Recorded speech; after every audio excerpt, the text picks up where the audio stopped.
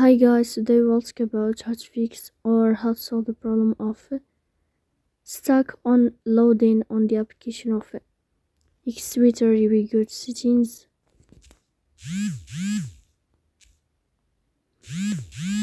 In this page, you will go down to click on apps, default apps, app settings. On above, you will search about X Twitter and you will click here.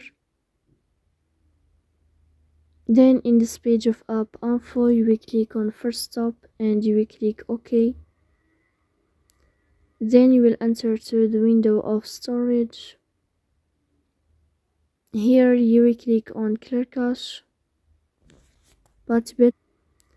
then you will enter to the window of storage. Here you will click on clear cache.